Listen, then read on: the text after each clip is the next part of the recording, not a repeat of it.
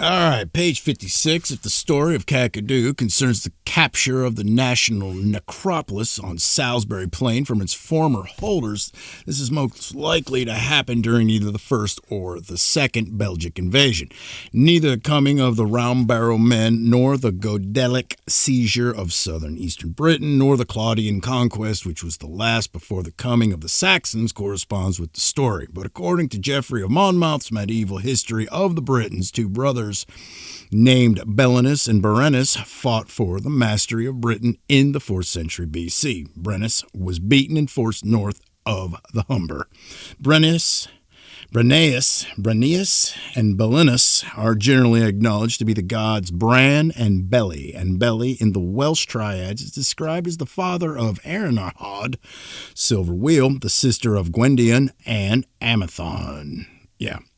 Amathon evidently entered the Battle of the Trees as champion of his father Beli, the supreme god of light. So the Kakadu can perhaps be explained as the expulsion of a long-established Bronze Age priesthood from the national necropolis by an alliance of agricultural tribesmen, long settled in Britain and worshippers of the Danaan god Beli, Belus, or Belinus, with an invading Brythonic tribe. The Amathonians communicated to their Brythonic allies. Professor Sir John Rhys takes Gwydion for a mixed Teuton Celt deity and equates him with Woden, a religious secret which enabled Amathon to usurp the place of Bran, the god of resurrection, a sort of Asclepius, and Gwydion to usurp that of Arwan, king of Anwin, a god of divination and prophecy, and both together to institute a new religious system in the place of the old. That it was Gwydion who usurped Arwan's place, as suggested by the cognate myth in the romance of Math,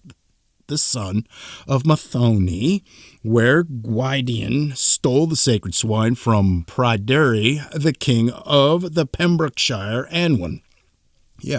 Thus the high sprigs of Bran's alder were humbled, and the dog, roebuck, and lapwing, stolen from Arwen, were installed as guardians of the new religious secret. The Amathonians' motive for betraying their kinsmen to the foreign invaders will be discussed in Chapter 8. It appears that Bran's people did not retire after their spiritual defeat without offering armed resistance, for the tradition is that 71,000 men fell in battle after the secret was lost. What sort of secret? Caesar records that the Gallic Celts claimed descent from Dis, that is to say, from a god of the dead corresponding to Dis in the Latin pantheon, and also worship deities corresponding with Minerva, Apollo, Mars, Jupiter, and Mercury. Since he also records that the Gallic Druids came to Britain for instruction in religion, the principal seat of the Dis cult was evidently in Britain. The capture of this shrine by a continental tribe was an epoch-making event, for it is clear that from Caesar's account that the Druidic Dis was a transcendent god who took precedence in Minerva, Apollo, Mars, Mercury, to whom we may add Venus and Saturn, the Latin crow god cognate with Asclepius, and even of Jupiter. And Lucian, a contemporary of Nero's, in his poem Pharsalia, expressly states that souls, according to the Druids, do not go down to the gloomy underworld of the Latin Dis, but proceed elsewhere, and that death is but the midpoint of a long life. The British Dis, in fact, was no mere Pluto, but a universal god corresponding closely with the Jehovah of the Hebrew prophets. Similarly, it can be argued that since the prime religious ritual of the Druids in the service of God himself, as Pliny records, was bound up with the mistletoe, which they call all heal in their language, and which falls from heaven upon the oak, the name of Dis could not have been Bran, there being no mythic or botanical connection between the alder and the mistletoe. Thus, it is likely that the guessing of Bran's name was merely a clue towards guessing that of the supreme god. Gwydion did not become Dis, nor did Amathon, but they together displaced Bran, Saturn, and Arwen, Mercury, in their service of Dis, and redefined his godhead as Beli. But if so, was Dis originally Daunus, in fact Danu? It happens that we know that We know the Norse name of Gwydion's horse if Gwydion was indeed Woden or Odin. It was Asker Jargardrassil or I can never say that word, Yggdrasil, the ash tree that is the horse of Jagr, Jagr being one of Woden's titles. Yggdrasil was the enchanted ash sacred to Woden, whose roots and branches in Scandinavian mythology extended through the universe. If Bran had been clever enough at the Khadgadu, he would have pronounced his Elgin first with Sure-hoofed is my steed in the day of battle, the high sprigs of ash are in thy hand. Woden, thou art by the branch thou bearest. The battle of the trees thus ended in a victory of the ash god and his ally over the alder god and his ally. The pre-Celtic Anwim, from which Gwydion is said to have stolen the sacred swine of King Pridri, and over which Arwen reigned in the romance of Pywall, Prince of Dryad, was in the Preseli Mountains of Pembrokeshire. But it is likely that there was at least two Anwims, and that the Battle of the Trees took place at the Anwim in Wiltshire before Gwydion's people invaded South Wales. It would be fallacious to regard Stonehenge as Bran's shrine because it is an unmistakable site for the worship of an alder god. The older, larger, grander Avebury Ring, 30 miles to the north at the injunction of Kennet, and the tributary is the more likely site and is proved by the debris removed from the ditch about it to have been in continuous use from the early Bronze Age to Roman times. All the available evidence points to Stonehenge as Beli's seat, not Bran's. It is laid out as a sun temple in cultured Apollonian style, which contrasts strangely with the archaic roughness of Avebury. Geoffrey records that Bran and Beli, who, he says, gave his name to Billingsgate, were later reconciled and together fought battles on the continent. It is possible that troops from Britain served in the successful expedition of the Gauls against Rome in 390 BC. The Gaulish leader was Brennus. Celtic kings habitually took the name of their tribal gods, and Geoffrey's confused account of subsequent continental wars undertaken by Bran and Belin evidently refers to the Gaulish invasion of Thrace and Greece in 279 BC when Delphi was plundered, the chief commander of the Gauls being another Brennus. At any rate, the alder remained a sacred tree in Britain for long after this Khadgadu, a king of Kent as late as the 5th century AD, was named Gwyrgwyn, son of the alder. The answer to one of the riddles in the Taliesin's poem medley called Angar Kivagundod, Hostile Confederacy, why is the alder of purplish color, is doubtless because Bran wore royal purple. The ultimate origin of the god Beli is uncertain, but if we identify the British Belin or Beli with Belus, the father of Danaus, as Nennius does, then we can further identify him with Bel, the Babylonian earth god, one of a male trinity who succeeded to the titles of a far more ancient Mesopotamian deity, the mother of Danae as opposed to the father of Danaus. This was Belili, the Sumerian white goddess, Ishtar's predecessor, who was a goddess of trees as well as a moon goddess, love goddess, and underworld goddess. She was the sister and lover of Duuzu, or Tammuz, the corn god and pomegranate god. From her name derives the familiar biblical expressions, sons of Belial. The Jews having characteristically altered the non-Semitic name Belili into the Semitic Beli, Yal, from which one comes not up again, i.e. the underworld, meaning sons of destruction. The Slavonic word Beli, meaning white, and the Latin Belus, meaning beautiful, are also ultimately connected with her name. Originally, every tree was hers, and the Godelic Bile sacred tree, the medieval Latin Billa and Billus branch trunk of tree, and the English billet are all recollections of her name. Above all, she was a willow goddess and goddess of wells and springs.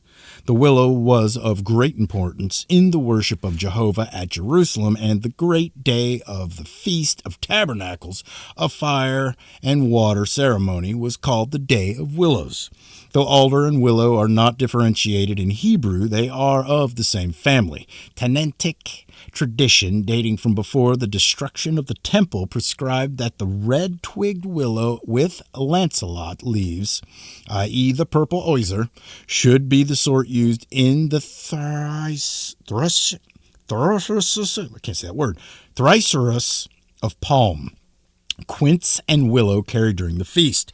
If none were obtainable, then the round-leaved willow, i.e. the sallow or palm, might be used, but the variety with toothed leaves, i.e. the alder, was forbidden, presumably because it was used in idolatrous rites in honor of Astarte and her son, the fire god. Although the use of the thyrsus was obligatory, the Israelites having taken it over with the Canaanites' tabernacle ceremonies and incorporated it in the Mosaic law, the willow, or osier, was mistrusted by the more intelligent Jews in later days. According to one Haggadah, the willow in the thyrsus symbolized the inferior and ignorant of Israel who have neither righteousness nor knowledge, as the willow has neither taste nor smell. In fact, even the indifferent would be provided for by Jehovah. Let me get a drink of water or coffee.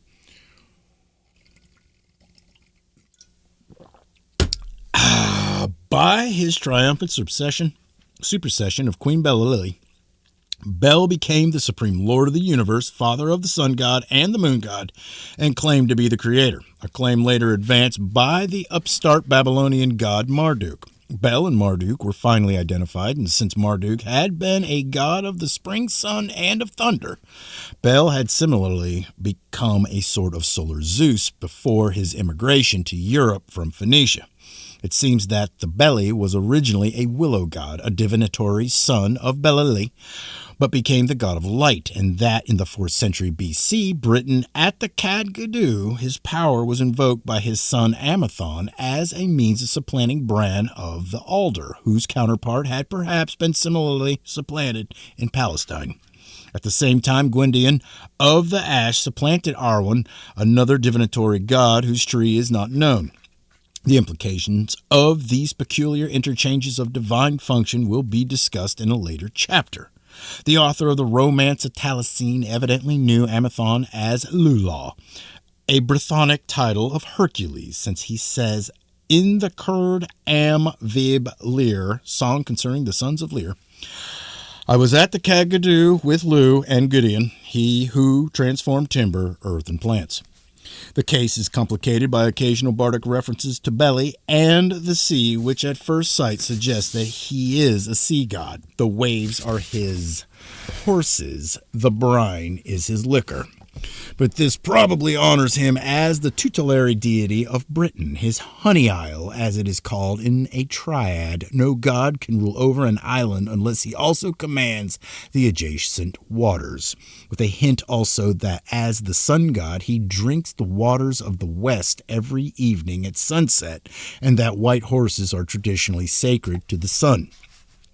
The last form in which the famous conflict between Beli and Bran occurs is the story of the brothers Balin and Balan in Malory's Morte d'Arthur, who killed each other by mistake. But as Charles Squire points out in his Celtic myth and legend, Bran appears in various other disguises in the same jumbled romance. As King Brangador, Bran of Goer, he brings 5,000 men to oppose King Arthur. But as Sir Brandel or Brandelise, Bran of Gwals, he fights valiantly on Arthur's side. As King Bran of Brenwick, the square enclosure, called Sir Pedvervan, in the poem Predu Anwim, which will be examined in Chapter 6, he is a foreign ally of Arthur's, as Leo de Grants. In the Welsh Ogre Vran, he is Arthur's father-in-law, and as Utherben, the Wonderful Head, which is a reference to the story of the singing head buried on Tower Hill, he is Arthur's father. The Norman French Trovers and Malory, who collected and collated their Arthurian romances, had no knowledge of or interest in the historical and religious meaning of the myths that they held. They felt themselves free to improve the narrative in accordance with their new gospel of chivalry fetched from Provence, breaking up the old mythic patterns and taking liberties of every sort that the Welsh minstrels had never dared to take. The modern license claimed by novelists and short story writers to use their imaginations as freely as they please prevents students of mythology from realizing that in northwestern Europe, where the post-classical Greek novel was not in circulation, storytellers did not invent their plots and characters, but continually retold the same traditional tales, extemporizing only when their memory was at fault. Unless religious or social change forced a modification of the plot or a modernization of incident, the audience expected to hear the tales told in the accustomed way. Almost all were explanations of ritual or religious theory, overlaid with history, a body of instruction corresponding with the Hebrew Scriptures and having many elements in common with them.